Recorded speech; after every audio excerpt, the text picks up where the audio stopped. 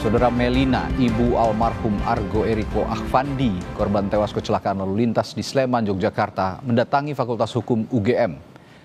Memohon kepada Fakultas Hukum UGM membantu menyiapkan tim pengacara dalam kasus kecelakaan Argo. Ibu Argo sudah ikhlas untuk kepergian anaknya, namun Melina bertekad terus menempuh jalur hukum demi menegakkan keadilan bagi almarhum anaknya.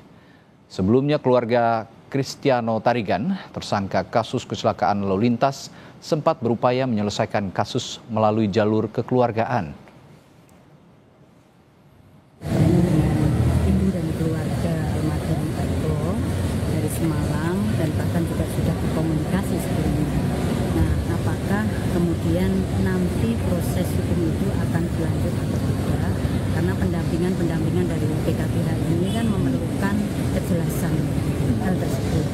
Nah, kejelasan itu kami dapatkan dari ibu dan keluarga bahwa memang ibu dan keluarga menginginkan terus untuk melanjutkan proses hukum sehingga betul kebenaran dan keadilan itu ditegakkan.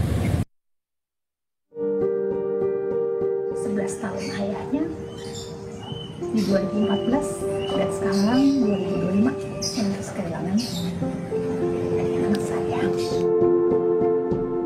Ibu almarhum Argo Eriko Afandi, mahasiswa UGM yang menjadi korban kecelakaan maut di Sleman, Yogyakarta, belum bisa berkomentar banyak tentang proses hukum kasus kecelakaan yang menimpa anaknya. Berat bagi Melina yang berduka ditinggal pergi Argo setelah 11 tahun lalu suami Melina meninggal dunia.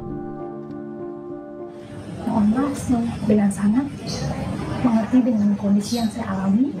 Untuk saat ini atau tidak tahu nantinya, saya tidak berkenan untuk berkomentar atau wawancara apapun. Jadi saya memaklumi dengan kondisi yang ada, karena memang berita ini sangat shock. 11 tahun ayahnya di 2014 dan sekarang 2025 yang terus kehilangan anak saya. Usai mahasiswa UGM Kristiano Tarigan ditetapkan tersangka atas kasus kecelakaan lalu lintas yang menewaskan sesama mahasiswa UGM Argo Eriko Afandi, polisi mengungkap penyebab kecelakaan. Saat menyetir, pelaku kurang konsentrasi karena kelelahan beraktivitas, kuliah pagi dan sore hari, serta berolahraga. Bersangkutan ini lelah, ya, karena aktivitas yang bersangkutan ini dari pagi sampai malam itu full, ya. Mulai jam 7 sampai jam 8 itu ada kelas kuliah. Kemudian setelah kelas itu dia sepeda, olahraga sepeda. Setelah sepeda dia olahraga padel.